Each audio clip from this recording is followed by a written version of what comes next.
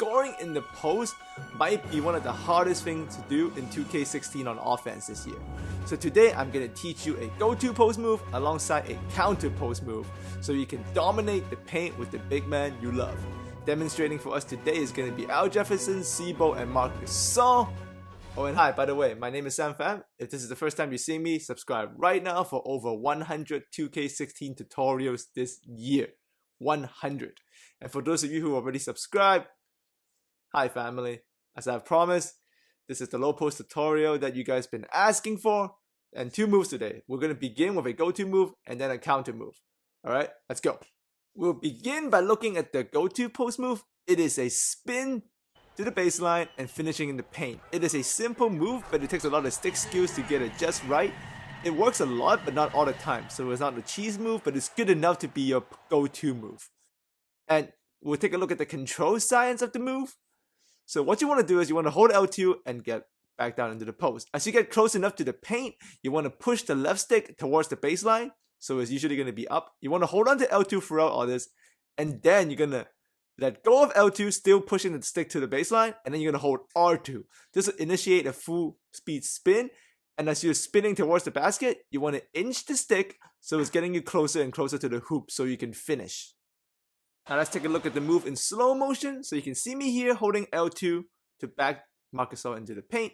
As he's in there, I'm still holding L2. Now I have pushed the left stick towards the baseline. Still holding L2. Now I've let go of L2. And now I'm going to hold R2. You see me spin out of the poster in full speed. I inch my way to the basket, hold turbo and square to finish. Here it is one more time. Now remember, because you are spinning baseline, if you look at the top right of the screen, I have called a quick isolation. You need to call a quick isolation once you catch it in the post, so someone will cut through and the baseline will be open for you to finish the move. Here's again, holding L2, left stick up, let go of L2, R2, bang! That's a solid spin to the basket dunk. Here it is one more time. This is very, very effective. The key is just to give yourself the space to turn into. And at the same time, remember, you need to get the timing of the sticks correctly. So it's for the best if you take this to the practice mode, I say. The most difficult part about this whole thing is to time the when do you let go of L2 and click R2 while pushing the left stick to the baseline. So that's the difficult part. So make sure you get that down in practice mode or scrimmage. And as you can see here, I did not leave myself enough space, so this is the mistake. Watch me spin on the bounce, so that's bad. That's ugly. So make sure you practice. Now obviously the move doesn't work all the time, so I'm going to show you guys the counter move. You see here, C-Bo spins, gets inside, finish up, and 1. Did you guys see what happened? Let's take a look again in slow-mo. I spin in there, and I'm in good position. But as I'm spinning in there full speed, I realized there's a double team coming and I'm losing control. So what I did actually here is I held on to L2 again and I reposted C-Bo. You see how C-Bo is re-engaged back into the low post position? Because of that, he was able to seal. Now the defenders are all behind him, and at this point, since I'm right underneath the basket, this is the key right here, family. You want to finish by holding on to turbo and square and the low post button. So once you feel like you're in good position to finish strong inside the post after the spin and the repost, you want to hold on to both turbo, square, and the post button as you shoot. So you should be holding on to 3 buttons as you let the shot go. And here you can see it working in perfection. We're going to repost, seal, and finish with square, turbo, and the post button. Here it is again. Al Jefferson with the reverse layup. Beautiful. Now there's also another way to finish, and this is actually necessary. Sometimes you can just hold square and post. You don't need to hold all 3 buttons.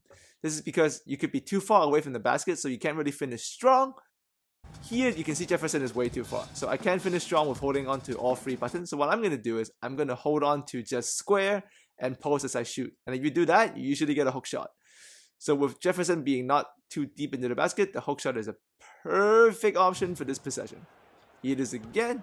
I spin, I repost, and I'm too far, so I'm just going to hold square and post up button without the turbo, which gives me a hook shot. Still works. Nasty post moves. Now remember, you always want to hold L2 when you finish a post shot in this move. Always.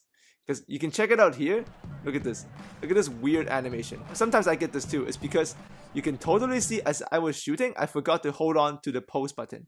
You see Jefferson disengage from the post and then take a weird shot.